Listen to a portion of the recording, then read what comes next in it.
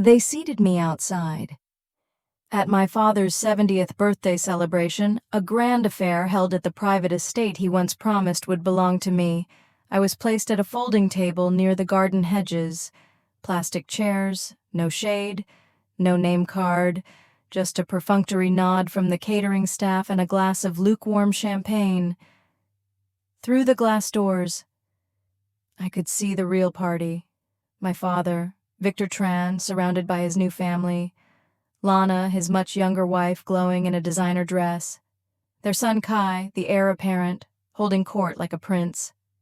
Laughter, clinking glasses, speeches, and me, I was the family footnote, a guest at my own father's party, or worse, an inconvenience he didn't quite manage to uninvite.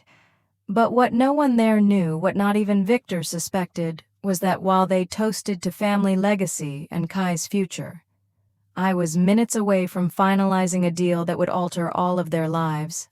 My company had just completed the silent acquisition of Tran Holdings' major subsidiaries. Tonight, just as they handed out cigars and told nostalgic stories about the good old days, a press release was scheduled to go live announcing the full buyout. Ownership would change, control would shift, and the girl they thought they had left behind was the one orchestrating all of it. As I sat quietly in that garden, sipping that mediocre champagne, I heard the distant whirring of helicopter blades. My ride had arrived early. I stood up slowly, brushing invisible dust off my dress, and glanced toward the shocked expressions forming behind the glass. Happy birthday. Dad, enjoy the party. I have a company to run. People like to say grief brings families closer. That wasn't true in my case. When my mother died, I was 17. She passed away quietly, her hand in mine. After a long battle with cancer, my father, Victor, didn't cry at her funeral, I at her. Instead, he shook hands, hosted a reception at the golf club, and went back to work Monday morning. Within a year, he had remarried. Her name was Lana. She was 26, charming, unnervingly polished, and only 5 years older than me. She moved into our house and into my mother's closet. As if sliding into a role someone had vacated, she hosted brunches, redecorated the home with softer tones, and began calling my father Vicky in front of his friends. I tried to stay out of her way, but even invisibility wasn't enough. By the time I left for college, my room had become her yoga studio, and family dinners were hosted in the West Wing without me. They'd claim it was a miscommunication. I learned to stop asking. Victor, a real estate magnate with a booming firm and a taste for legacy, quickly redirected his ambitions onto Lana's son, Kai. Born when I was in grad school, Kai was treated like the golden child from the day he took his first step in the marble foyer. Our future CEO, Victor would say proudly at company retreats, hoisting the toddler onto his hip like a trophy. Meanwhile, I was told you should be grateful. We're letting you pursue your own path. Translation: you're no longer part of this one. When I was 25, I came home for Christmas with a business proposal in hand, a tech-integrated real estate analytics platform I'd been developing for months. I pitched it over dinner, hoping maybe, just maybe, my father would take an interest. Lana smiled politely. Victor sipped his wine and said, "Leave real estate to the real professionals. Izzy." 2 weeks later, I got an email from one of his VPs. They were rolling out a new internal tool called Eagle Vision. It was my prototype, rebranded and launched without me. That was the last time I asked my father for anything. I moved out of the city, rented a studio above a bakery, and poured everything I had into my startup. My best friend Marley joined me as co-founder. She was an ex-UI designer from a fintech firm, brilliant and brutally honest. We scraped together funding, entered pitch competitions, ate canned soup 5 nights a week. No Porsches, no family trust, just sleepless nights and trial and error code. Lana sent me a birthday card one year. It said, "Keep chasing your little dream." I pinned it to the corkboard above my desk. Motivation. I missed my mother more than ever during those years. She had been quiet, but fiercely present. The kind of woman who kept love notes in her recipe box and believed in me when no one else did. I wondered sometimes what she'd say if she saw how far I'd come, how I'd built something real, something mine. At 31, we landed our first major client, a national commercial real estate firm. The irony wasn't lost on me. We didn't just get in the door, we helped revolutionize their internal valuation systems. That deal opened others. Within 18 months, our company Novometrics was valued at over $400 million. Still, no word from Victor, until one day. He called. "Hi, Izzy," he said. Voice clipped like always. "Lana's organizing a 70th birthday party for me. We'd like you to attend." No apology. No acknowledgement of the past. Just an invitation, as if we were relatives who sent polite cards and occasionally shared cake. I should have declined. Instead, I smiled tightly into the phone. "Of course, Dad. I wouldn't miss it." In truth, I had every intention of going, not for reconciliation, but for closure. Because what he didn't know, what none of them knew, was that I had been quietly acquiring minority stakes in several of Tran Holdings' subsidiaries through shell investors and intermediaries. With one final move, the controlling interest would tip. I would own the empire that had once tried to erase me. And the announcement scheduled for the night of his party. All I had to do was show up, smile, endure the usual humiliations, and wait. Starting Novometrics wasn't part of some grand revenge fantasy. At least, not in the beginning. It started because I needed to survive.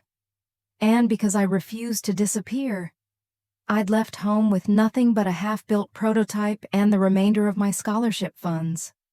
I spent the first year crashing on Marley's couch, living off instant oatmeal and barista shifts. During the day, I coded. At night, I researched valuation models, learning everything I could about the commercial real estate world, my father's world, but through the lens of data, not legacy. Marley and I built the first version of our platform using secondhand laptops and free-tier server hosting. It was clunky and ugly but functional. It ran market trend forecasts, asset performance simulations, and predictive ROI modeling faster than anything else on the market. We called it Spire because it was small now, but it would rise. Our first break came from a boutique development firm in Seattle. A young associate there had seen our product demo at a hackathon and convinced his boss to give us a chance. They paid us $15,000 for a 6-month license. Marley cried when the wire hit. I didn't. I just exhaled. For the first time in years, I felt like the world had cracked open a little. We reinvested every dollar. More clients followed, small but steady. We weren't flashy. We weren't on TechCrunch. We were just relentless and efficient. We didn't chase VC funding until we'd proven revenue. When we finally pitched, we got 2 term sheets in the same week. Our Series A closed at $12 million still. I never posted about our wins. No LinkedIn announcements, no interviews. I didn't need Victor Tran finding out what I was building, not yet. There was power in silence. By year 3, we'd grown to 40 employees and secured contracts with 3 regional REITs. One of them, ironically, was a subsidiary of Tran Holdings. They didn't even know we were operating under a white label license through a partner company. I remember walking into the meeting, sitting across from a project lead wearing my father's company pin. She presented our own software like it was theirs. I smiled the entire time. People think revenge is loud. It's not. It's calculated. It's disciplined. It's quiet until it isn't. And I wasn't building this company to hurt my father. I was building it because no one ever gave me anything. Because I had to earn every inch of respect. Because somewhere in my bones, I believed that if I could build something no one could ignore, maybe I'd finally stop needing their approval. Of course, the closer we got to real influence, the harder Victor's name loomed. He was everywhere, on real estate panels, in business magazines, shaking hands with politicians and smiling at ribbon cuttings like a statesman. Every time I saw his face, I felt it the cold pit in my stomach, the reminder that no matter how far I'd come, there was still a version of me sitting outside his circle, watching through glass. That feeling hardened into resolve. So I started buying, quietly, surgically, using a network of shell companies and angel investors we'd worked with before. I identified subsidiaries of Tran Holdings that were underperforming or undervalued. Some were in debt, some had internal scandals. We didn't go after them directly. We bought out their silent partners, scooped up their distressed assets, waited until we had leverage. It was Marley who ran the math one night and said, "You realize if we get one more controlling block, we'll technically hold voting power over Tran East Holdings." I didn't respond. I just stared at the spreadsheet and nodded. That's when the idea became a plan. I had no interest in ruining my father. That would be too easy, too juvenile. I wanted him to see it. To witness the thing he cast out, the girl he dismissed as not suited for the family business, become the one who held the keys. Not by force, not by drama, by merit. I kept everything quiet. Even our internal team didn't know the full picture. Only Marley and our legal counsel were looped in. We operated like shadows, moving pieces into place for over a year. Then came the final step.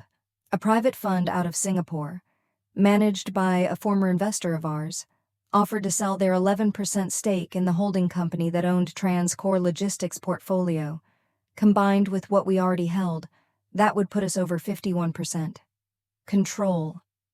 I signed the letter of intent 2 weeks before Victor's birthday. The timing was poetic. The press release was scheduled. The final legal transfers would process midnight, the night of his party. All that was left to do was show up and smile. The envelope arrived on a Wednesday, thick, ivory, embossed. My name handwritten in calligraphy across the front, Miss Isabella Tran. It was the kind of envelope reserved for weddings or state dinners. Inside, a formal invitation to Victor Tran's 70th birthday celebration. Venue, the garden pavilion at the Varelli estate. Dress code semi-formal. Outdoor seating for selected guests. Selected guests, I murmured. A separate note was tucked inside. In Lana's unmistakable loopy cursive, "Dear Izzy. Victor would be so pleased if you could attend. It's been too long. We've organized a lovely evening with speeches, a catered tasting menu, and string quartet. Kai will be delivering a special presentation honoring his father's legacy. We've reserved a spot for you near the garden terrace, where it's quieter and more relaxed. Looking forward to seeing you. Warmly, Lana." Quieter and more relaxed. I smiled. Of course, they didn't want me near the front, near the stage, near the photographers. Not when they'd be presenting their perfect family tableau, Victor, Lana, and Kai, the dynasty in full display. I pinned the note to my fridge with a magnet shaped like a skull. Marley saw it later that night while grabbing sparkling water. "That's either a trap or performance art," she said, squinting at the flowery text. "Probably both." "You're not seriously going, are you?" "I am." Marley closed the fridge slowly. "Izzy, the last time you went to one of these things, you didn't get out of bed for 2 days, I know. They fed you at the staff table. You had to ask a valet for a chair, I know." She crossed her arms. "Then why subject yourself to that again?" I turned to her, calm and deliberate. "Because this time is different. In the days leading up to the party, I planned every detail with military precision. The press release for the acquisition was scheduled for 9:00 p.m., coinciding with Kai's special presentation. We had confirmation that Victor himself would be making a speech around 8:45. Timing would be everything. I arranged for my helicopter to be on standby, fully branded with Nova's insignia. It would land in the private clearing near the estate's helipad under the pretense of a last-minute business emergency. The real reason, of course, was more symbolic.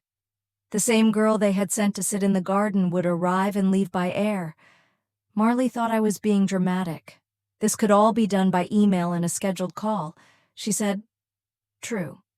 But when someone paints you invisible for a decade, sometimes you have to remind them you're made of light."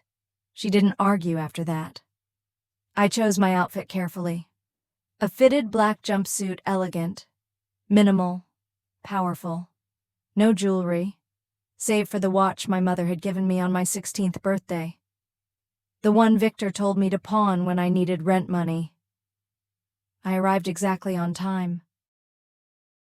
The valet recognized my name and blinked twice before opening the door. I nodded politely and stepped out, heels clicking against the cobblestone path. The estate hadn't changed. Manicured hedges, imported statues, a floral arch that spelled Victor 70 years of legacy.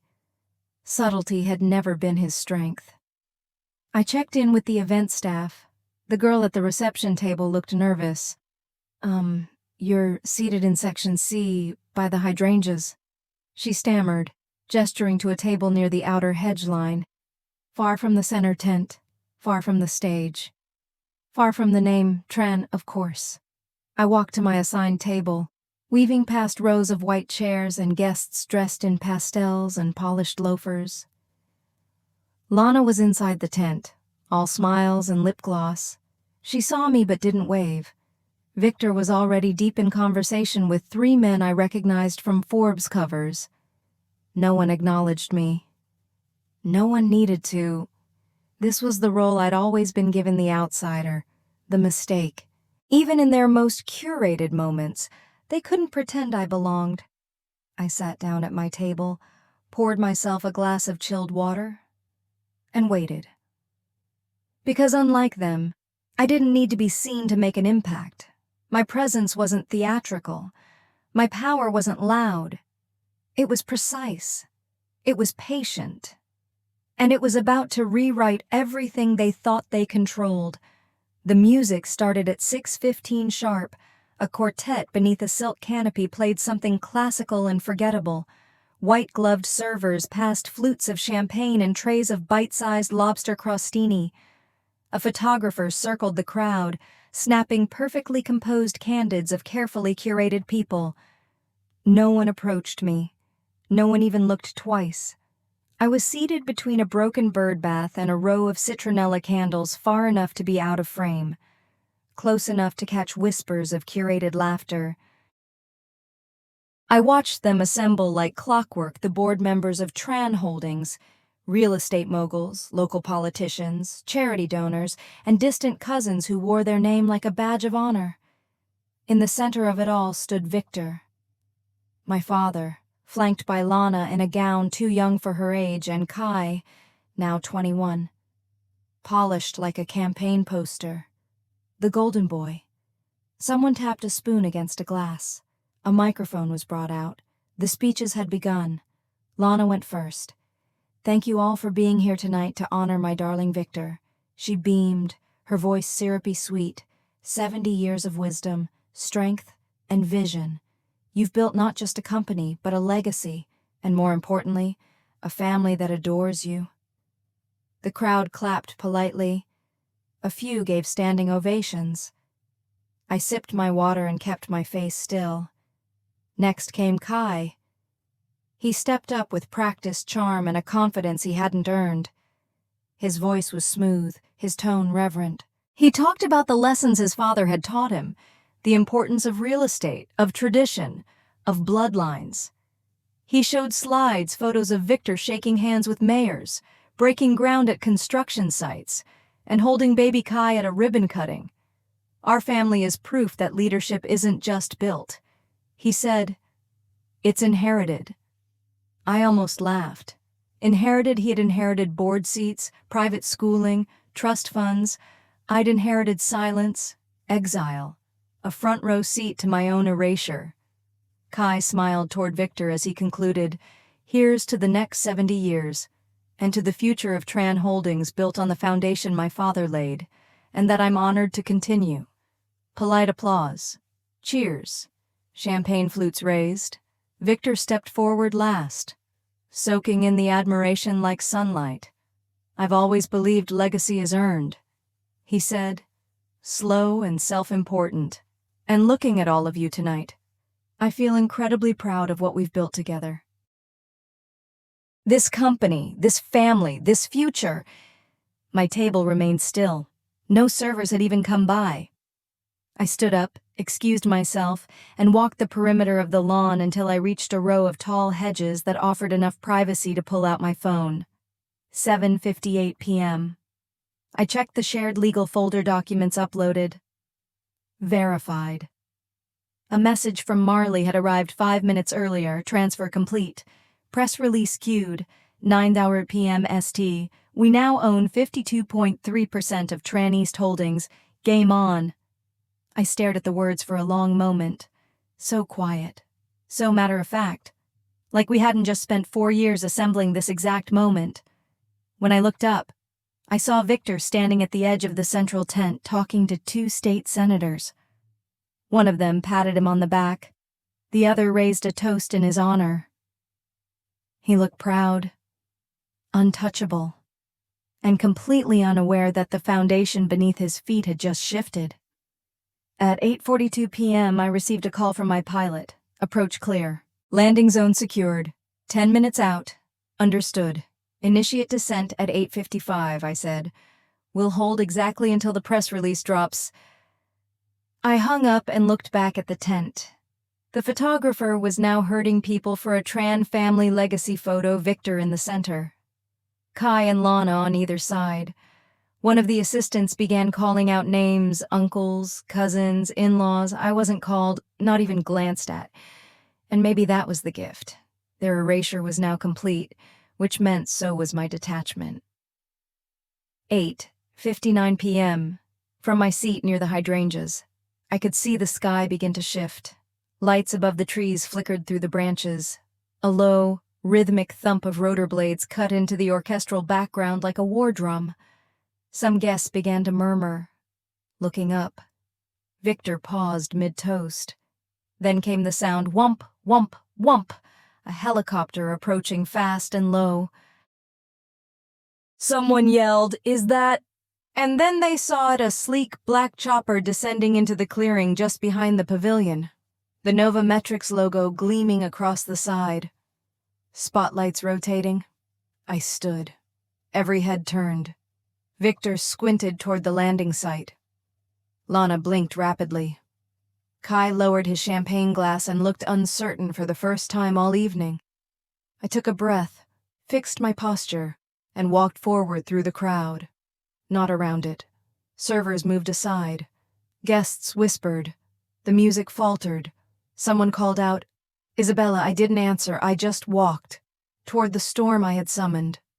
The rotor wash from the helicopter stirred the air like a rising storm. Napkins fluttered, champagne sloshed. Lana clutched her hair with both hands while guests shielded their eyes from the swirling dust. I walked calmly through the crowd, heels silent on the grass.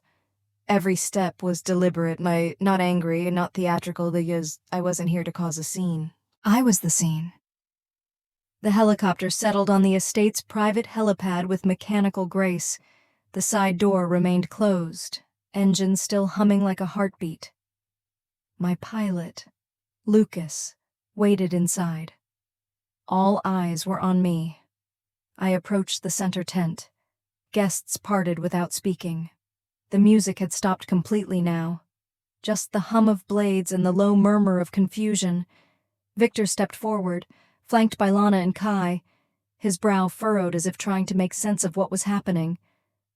"Isabella," he said, tone clipped. "What is the meaning of this?"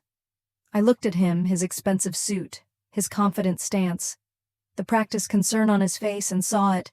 He still thought he had the power. "I'm sorry to interrupt," I said, voice calm, clear. "But something urgent has come up. This is my birthday dinner," he snapped. "You don't just land aircraft in the middle of it." "No," I agreed. "You don't.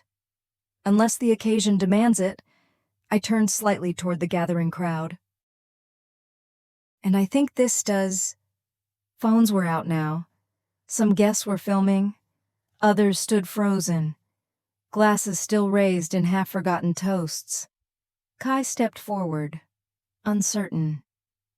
Is this some stunt you trying to make a point? I smiled at him like you would a child who hadn't read the room. No. Kai, I'm executing one. I pulled out my phone and opened the scheduled release app. 9 p.m. on the dot. Press public. Yes. Confirm. I tapped once. The screen flashed green. Across the country, the headlines went live. Novometrics acquires controlling stake in Tran East Holdings in strategic takeover. Victor Tran's firm faces surprise restructure under new ownership. Isabella Tran, once estranged daughter, now chairwoman of real estate conglomerate. Gasps rippled through the crowd. Victor's phone buzzed in his pocket. Then again. He fumbled for it. Checking the screen, his face changed. Red drained from his cheeks. He looked at me, eyes wide. What have you done? I stepped forward. Voice lower now. What you never thought I could... He read the headline again. This time aloud, barely above a whisper. You bought us. I didn't correct him. Let him feel it that way. Lana's hand flew to her mouth. That's not possible. That kind of acquisition, it's illegal? No, I said simply. It's brilliant. Kai's voice cracked. You set this up. You used shell companies, went around the board. I followed the law, I said, turning toward him. And I played the long game. Everything you dismissed as noise tech, data, analytics, small business. Those were the tools I used to take the very empire you thought you were inheriting. Victor still hadn't moved. I raised capital. I built the technology. I infiltrated your vendors, your subsidiaries, your logistics network quietly, piece by piece. He looked at me then, not like a daughter, not even like a rival, but like a stranger. How long have you been planning this? 4 years, I said. Though, if we're being honest, it started the day you told me to leave real estate to the real professionals. I let that hang in the air. The same air now thick with silence and disbelief. A few guests had stepped away from the tent, whispering furiously into phones. Someone's email notification pinged. The press had begun calling, and I looked at Victor one last time. He had aged 10 years in 5 minutes. This wasn't revenge. I said, it was inevitability. You made me a shadow. I became the storm. He shook his head, mouth opening, but nothing came out. I turned to Lana. You wrote I'd be more comfortable in the quiet garden. Remember, she blinked, stammering. It was meant to be. Peaceful. Away from the noise. I stepped closer. There is no away from me anymore. I pulled out my phone again and tapped Lucas. The helicopter door opened. Rotors slowing slightly but still active. A gust of air pushed across the lawn. I started walking. As I passed Victor, I paused. You built something impressive, I said softly. But you made one mistake. He looked at me, searching. You thought legacy was something you could hand down. It isn't. It's something you build every single day. I built mine while you weren't looking. He didn't respond. He couldn't. I climbed into the helicopter as phones flashed from the lawn below. Guests stood stunned, some in awe, some still processing, some already reading the news aloud to each other. Inside, Marley was waiting with a tablet. Press responses out, she said. Stock bump incoming. Also, Forbes wants an exclusive. Let them wait, I replied, fastening my seatbelt. Tonight's not for them. As Lucas lifted us off the ground, the estate shrank beneath us. I saw Victor still standing there, framed by his own spotlight, out of words, out of moves. The girl they'd pushed to the garden had just taken the crown. Not because I needed to prove something, but because I already had. By the time the helicopter touched down on the Nova rooftop helipad, The news cycle was in full swing. A half dozen alerts blinked across Marley's tablet screen. Daughter turned disruptor. Isabella Tran. Rewrites family power structure. Tran Holdings faces restructure after surprise takeover. Legacy interrupted. Novometrics executes bold acquisition inside our headquarters. A small team was already assembled in the command suite. Legal, comms, investor relations, eyes alert, suits sharp. I walked in, still in my jumpsuit, wind still in my hair. They stood and clapped. I didn't wave them off, not this time. They weren't applauding ego. They were recognizing impact. I raised a glass of sparkling water. To building in silence, I said, and letting results speak loudly. A round of quiet, satisfied cheers followed. Then we got back to work. For the next 48 hours, I barely slept. We finalized transition protocols, issued formal statements to Tran East Holdings staff, and held press briefings on our vision for integration. Most employees, to my surprise, welcomed the change. The board, now partially restructured, voted to approve a new chairman. Victor abstained. Lana didn't show. Kai posted a vague message on LinkedIn about humility in moments of disruption and quietly turned his profile private 2 days later. I wasn't interested in gloating. I was too busy preparing for what came next. 2 days later, I received a text from my mother's sister, Aunt Tessa. Just saw the news. Your mother would have been so proud. She always knew you were a builder. That one made me cry. Not loud sobs. Just a quiet, hot ache behind the eyes. The kind that comes when you finally climbed a mountain only to realize the one person you wanted to see it isn't here anymore. That night, I allowed myself something rare: stillness. No screens, no calls. No strategy decks. Just me, curled on the couch with a glass of wine and a Spotify playlist my mom once loved. Nina Simone, Carole King, Old Strength and Old Voices. At 11:04 p.m., my phone buzzed. Victor. I stared at the screen. Didn't move. Then came a follow-up text. We need to talk. I wasn't prepared for what you did. Clearly, I underestimated you. If there's still room for dialogue, I'd like to have it. No apology, no emotion, just business. Typical. I left the message on read, not out of cruelty, but because, for once, he didn't get to set the terms. The next morning, I arrived at Nova for an early press interview. On my desk was a small box wrapped in charcoal paper. No card. Inside, the watch. His watch. The one Victor always wore. Gold. Vintage. Engraved build to last. It had been absent from his wrist the night of the party. I held it for a long moment. Was this surrender guilt a peace offering? Whatever it was, it didn't come with an apology. Just silence and wait. I placed it in my desk drawer without a word. Later that afternoon, Marley stepped into my office with 2 coffees and that raised eyebrow look she always got when the universe was throwing curveballs. You've got another visitor, she said. I sighed. If it's Kai with another LinkedIn quote, nope. She smiled. It's your father. He's in the lobby. I froze. What do you want to do? I looked out the window. The skyline stretched wide, bathed in late afternoon gold. Somewhere beyond it, the old version of me still sat outside at someone else's table. Send him up, I said finally. But I'm not clearing my schedule. He gets 20 minutes.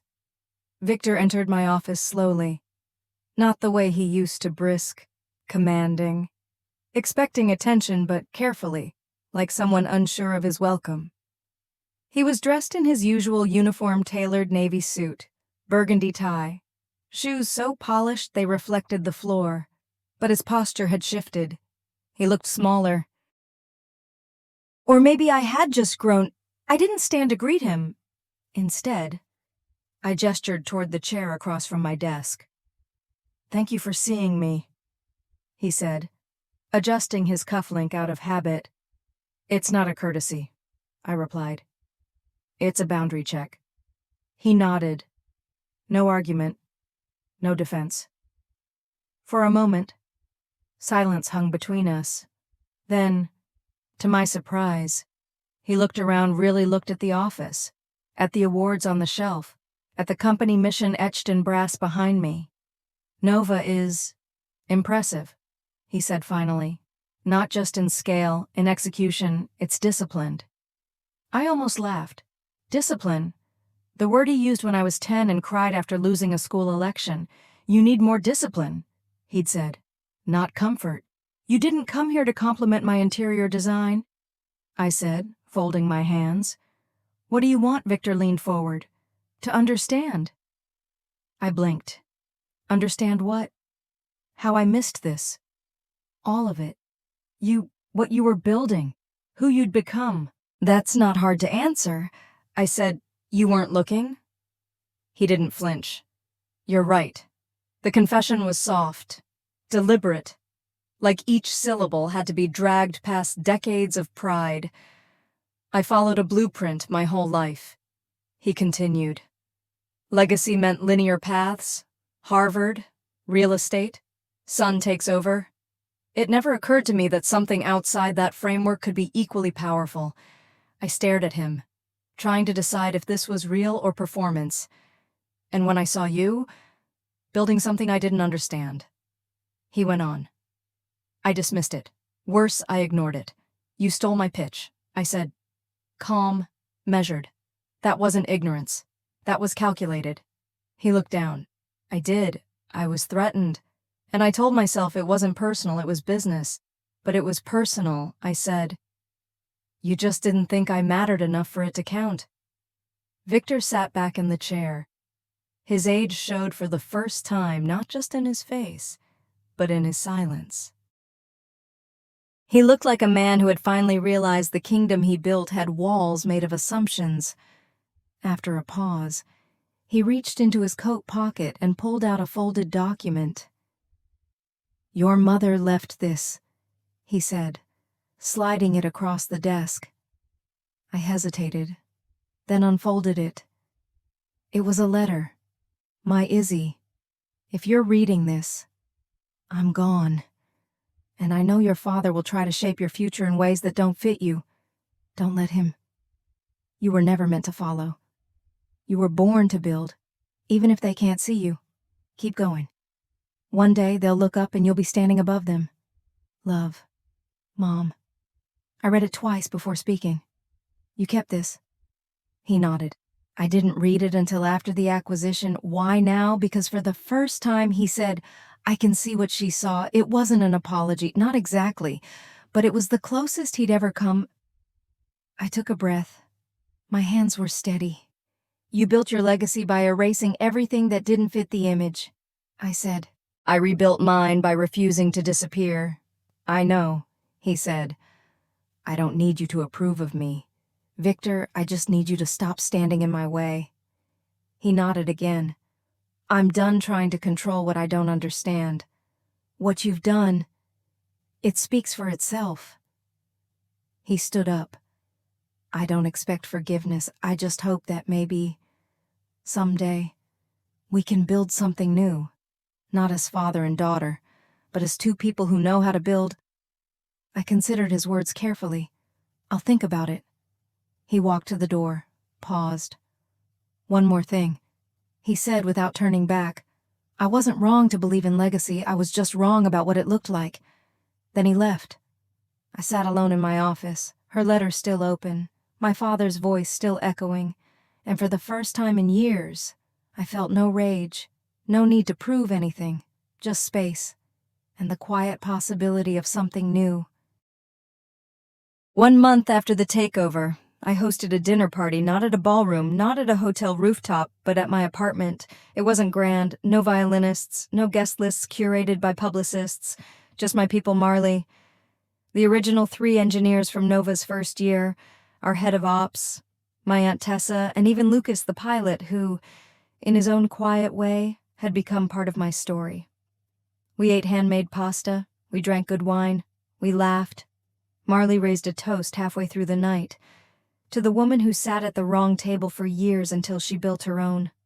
The room erupted in cheers. I looked around the table, really looked, and something inside me finally clicked. This was my family, not the one I was born into, the one I chose, the one that chose me back. I still heard from Victor occasionally. He'd send articles, sometimes thoughts about company integrations or just silent forwardings of media coverage on Nova. He was trying in his own clumsy way. We met for lunch once, neutral ground, cautious tone. The weight of the past still hung between us. But there was also something else there now, a hint of respect. Lana never reached out. Kai posted a travel photo in Santorini 3 weeks later with the caption, "New Horizons, Old Lessons, Classic Kai." I didn't respond. I didn't need to. That chapter was closed. Instead, I poured myself into building forward not just the company, but the culture I'd always wanted to be part of. We launched a mentorship initiative for women in PropTech, created anonymous innovation pipelines so ideas could rise based on merit, not titles, started a quarterly grant for first-time founders with zero generational wealth because I knew exactly what that climb felt like. Every time someone said, "I didn't think people like me belonged in this space," I smiled, because that had been me, until I stopped asking for permission. And yet, not everything changed overnight. There were still days I caught my reflection and thought, am I really here? Still moments walking into a room full of men twice my age, all waiting to challenge my authority when I felt that old ache, that doubt, that fear of being too much and never enough at the same time. But now, I had something stronger evidence, not just of my success, but of my resilience. Every battle had taught me something. Every silence had sharpened my voice.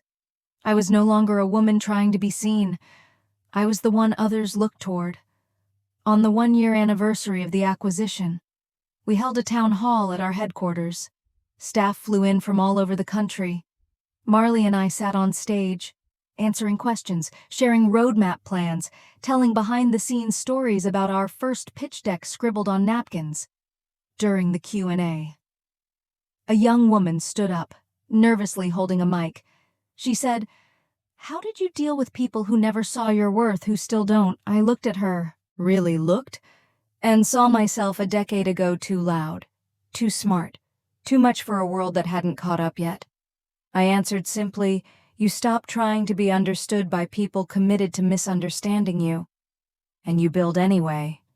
Afterward, Marley turned to me and whispered, You never told me what it really felt like that night. When the helicopter landed, when everyone saw you." I smiled, thinking back not just to the roar of the blades or the look on Victor's face, but to something deeper. It didn't feel like power. I said, "It felt like freedom. These days, I don't measure success in headlines or market cap. I measure it in the quality of people around me, in the boundaries I no longer apologize for, in the inner quiet that comes from no longer proving, chasing, or explaining. The girl who once sat alone at a folding chair in a designer dress is gone. In her place is a woman who designs her own table and fills it only with those who bring truth, not performance. This is my legacy now. Built, not inherited, chosen, not given. And it was worth every silent mile it took to get here.